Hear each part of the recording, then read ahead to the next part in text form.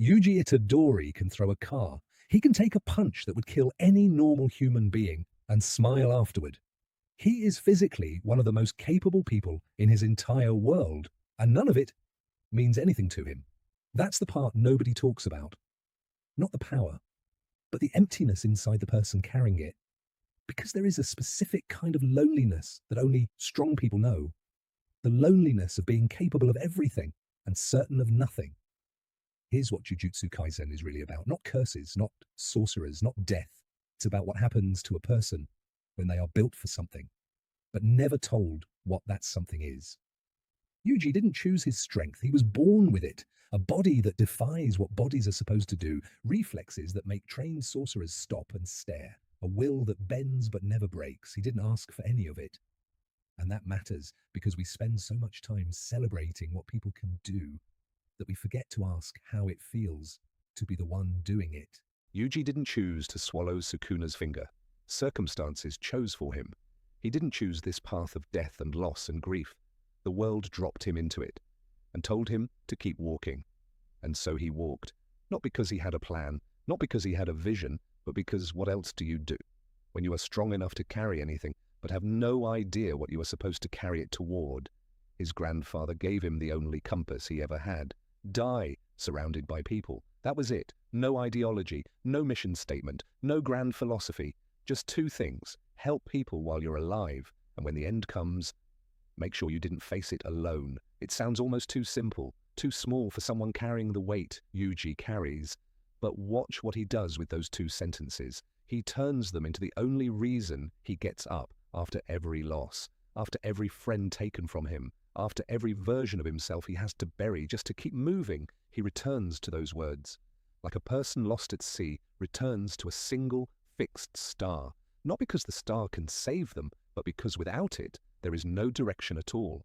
And this is the psychological truth hiding inside Yuji's story. Purpose does not have to be grand. Purpose does not have to be earned. Sometimes purpose is just the thing a dying man whispered to you that you decided was worth carrying, because the alternative was carrying nothing, and nothing is the heaviest thing of all. Now here is where the mirror appears. How many of us are Yuji?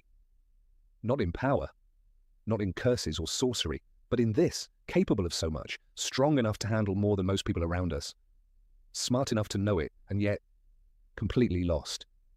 We have the tools, we have the ability, we have survived things that should have broken us, and we are still here, still standing, still strong. But strong for what? Nobody sat us down and said, this is what your strength is for. This is the direction. This is why the pain you survived was not wasted.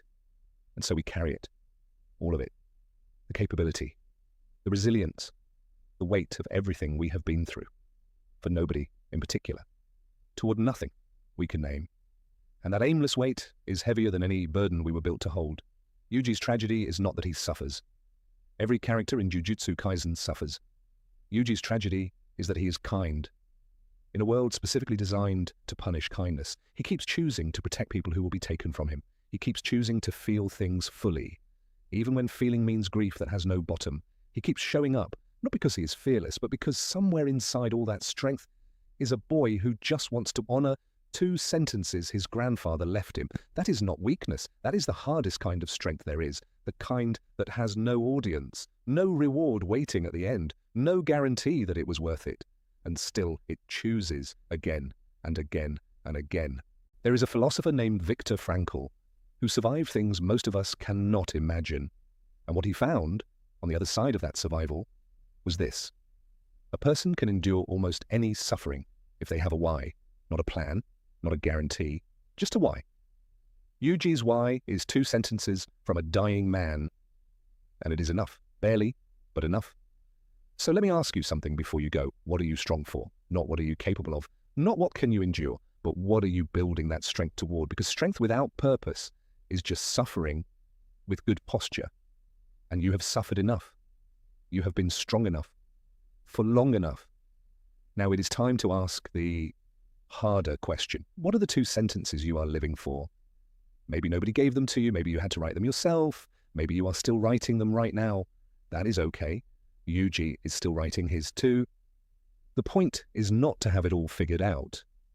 The point is to keep walking toward the thing that feels most like yours, even on the days when it feels like nothing, especially on those days. This is Mushin Mind. Anime is the mirror. Growth is the reflection.